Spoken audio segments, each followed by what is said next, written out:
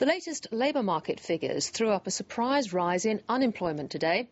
The jobless total crept up 0.2%, but it was more than outweighed by growth in employment. Andrew Robertson reports. As Northern Hemisphere economies teeter on the edge of a double-dip recession, Australia continues to power along. Look, I'd say these numbers are a beautiful set of numbers, to quote Paul Keating, because they've told us that employment growth remains solid.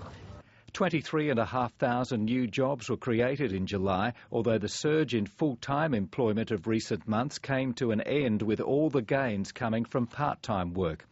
The buoyancy of the labour market encouraged more people to look for work, which is why the unemployment rate edged up to 5.3%. Despite the underlying strength, the Australian dollar fell as market traders saw less of a chance of a near-term rise in interest rates. National Australia Bank's Rob Henderson says the Reserve Bank would be pleased the job market is not overheating and putting upward pressure on inflation.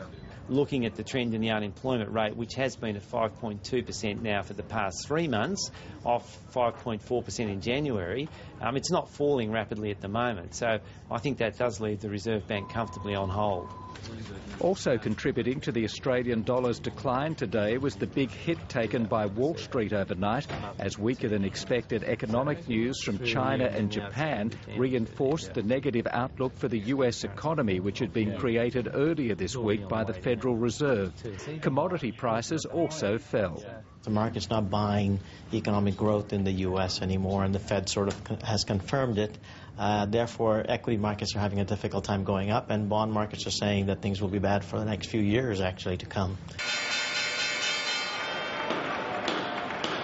A look at the numbers shows why the stock market is no place for the faint-hearted at the moment. Despite its overnight fall of 2.5%, the Dow Jones index is still up 1.5% for the month so far. However, it's down 2% since the start of 2010. In other words, it's struggling to go anywhere. I think we just have to take our medicine.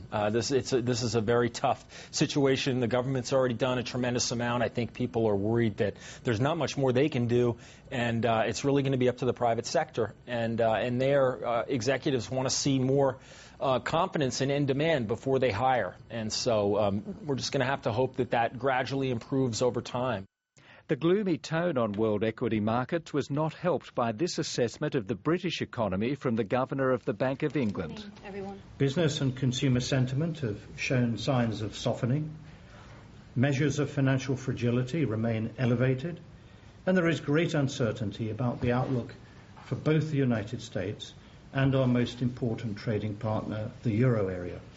Given all the negative sentiment flowing out of the Northern Hemisphere and the United States in particular, many people would be surprised that in the last 24 hours the US dollar has risen and the Australian dollar has fallen.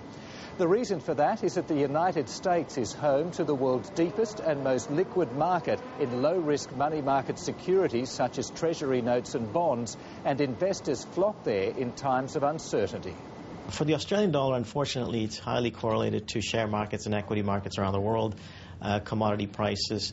So people perceive it as a riskier currency.